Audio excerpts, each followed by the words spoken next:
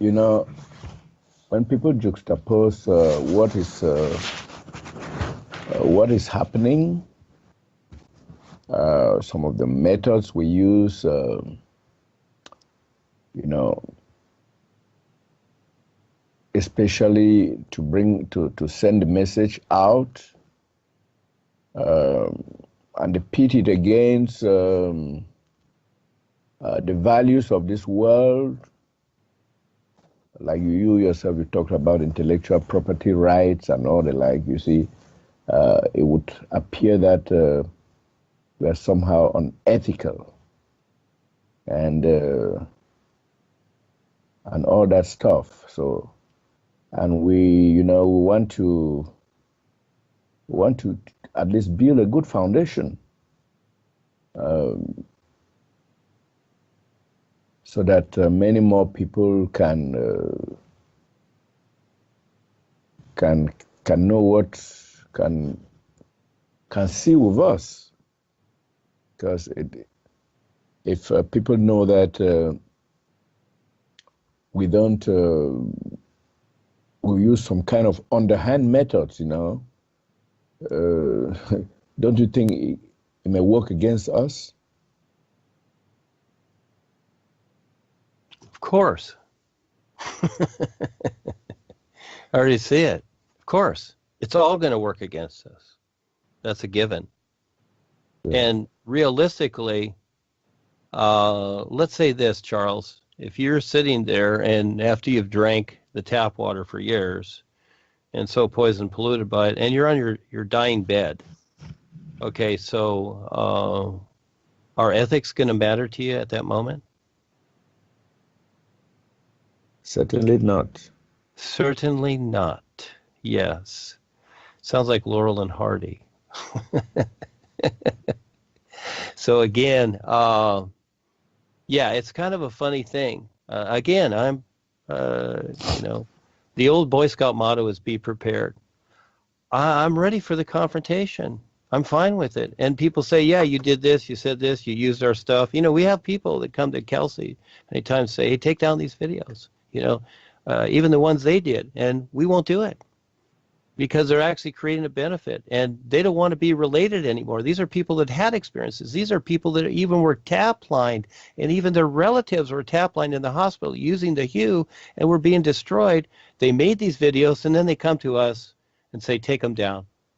It's like, well, guess what? We laugh about it. We just go, no, we won't do it because they're creating a benefit.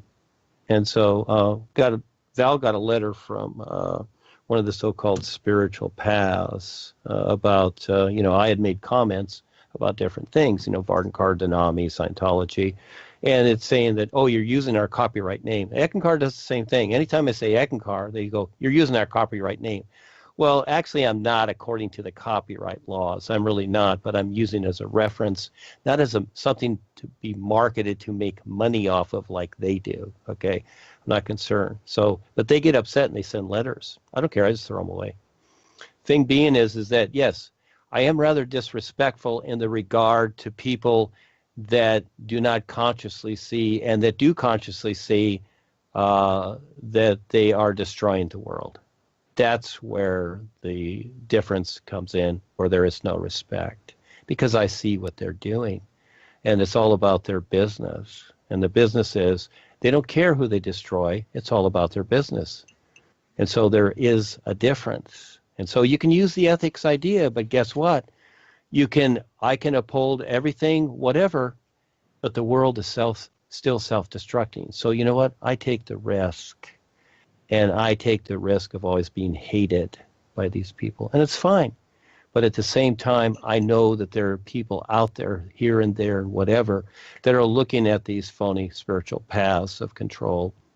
And they all of a sudden are seeing the new you and whatever, and they are seeing the difference. So I take the risk, and I keep it going. And I don't care about the ethics and stuff like that. It's not about that.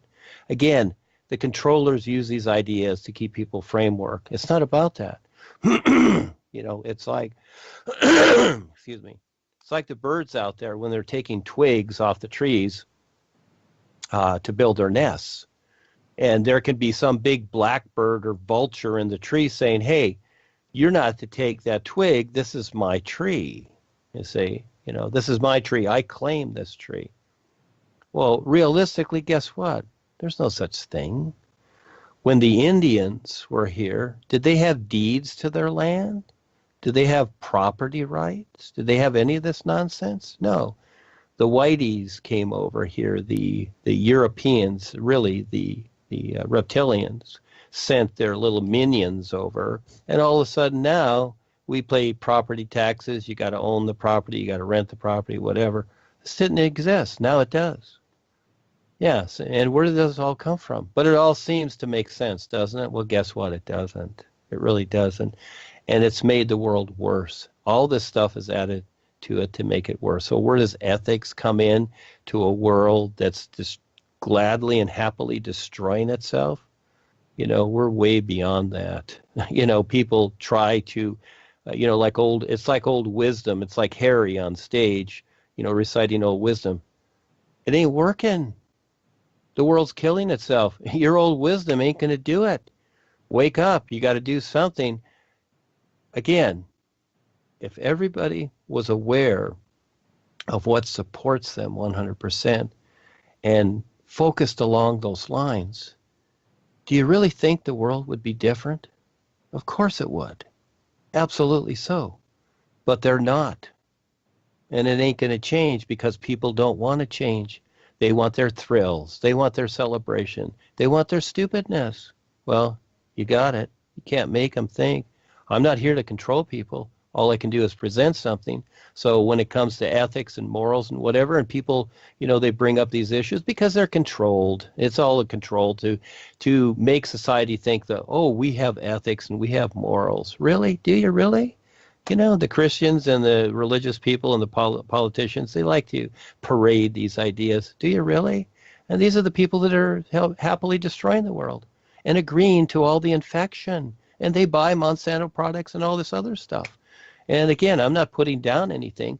These are all decisions that people make. I don't make these decisions. I'm dealing with the world. I'm doing the best I can. But realistically, I'm fine. Whatever they decide to do. But you know what? No, I don't consider the copyrights. I don't consider the ethics or the morals of things. And I don't really hurt anybody. I really don't. Everything I provide is a real benefit, but you got to recognize it. But again, most people want to be controlled because they're afraid not to be. So they're going to agree with the controllers. And it's like, oh, Duane's doing a bad thing here. He's using our stuff, our video, or Kelsey did it or whatever, and we get reprimanded for it. Fine. But at the same time, hey, I look at the real guides in the whole of life. They're backing me. And the thing is, they're fine with it because at least I'm taking the risk to wake people up. So that's my reference. Srivasar and the real guides, not the Committee on Morals and Ethics, whoever they are, because they're all part of the deceptors. You think I'm just going to just bow down to them? Well, I see what they're doing. And if it makes sense to where it is a benefit for everybody, hey, I will respect that. But for the most part, it isn't. It's deception, and I see the deception they're doing. So when the president goes out there and makes these pretty speeches, is he really intently trying to provide a benefit for everyone, or is it basically mass deception? You decide. You can decide whatever you want. You have the free will to do so. Well, the thing is that I'm going to do what I'm going to do. And it'll last only so long, but we'll see how it all comes out, won't we? But in the meantime, yeah, it's a big mishmash. But when it comes to those ideas of ethics and morals, and they're always brought up, what makes sense? So you want to uphold these ideas while the world is dying? Go right ahead. If that'll do it for you or anybody else, but I don't see where it does. Or where it would do anything at all. Just like all words of wisdom. When you're on your dying bed and, someone is reciting or telling you Bible stories, is that going to help you? You think so? It seems like a nice scene, doesn't it? But realistically, these people have to face themselves. In the old saying, when, the priest is there and they're putting the guy 6 feet under and he's saying, may, you know, or the prisoner in prison where he's going to be executed. It's like, may God have mercy on your soul. Well, that sounds good, but what does that really mean? Doesn't mean nothing, because you still got to face your cause and effects and wake up. But you know, if you take the risk to wake up, no matter what you've done, life will back you. Life will stand with you. But you got to recognize that too. So, yes, we have a challenge here, don't we, Charles, with everything. Yes. Thank you for asking. Go ahead. Yeah, Duane. I was just imagining a scenario. You know, you have great adventures with the guides, and even the one with the Blue Sky Island. I very much love it. You know, I cannot bring myself to have such wonderful adventures. And so what do? I just maybe edit it, take Duane's name off the book, and write my name. And I start marketing it as Great Adventures from Charles. I don't know how Duane will react. I think that's a great idea. Why don't you do it? Seriously, do it. In the past, I had people edit the books and I put their name on it. See, all I care about is it's going out there. Take it. Take everything I've written. There's no copyrights on it. Yeah. But it's going to go along the lines of your intent. And if Rebazar and the boys agree, you see, they're the first step. If they agree. If they agree, great. If you're creating a benefit for everybody, fine. And market and make money. Go ahead. I don't care. Because I'm fine. I'm fine with all of it. You know, there's room for all of us. Everybody can have everything they want. You know, all they have to do is wake up to it. And what we're experiencing here with all this restriction, no, this is just agreed upon mess. It's a nightmare. It's an absolute nightmare. People keep agreeing to all the restrictions. So, yes, I would say do it, Charles. I would applaud you if you would. But I cannot bring myself to do that.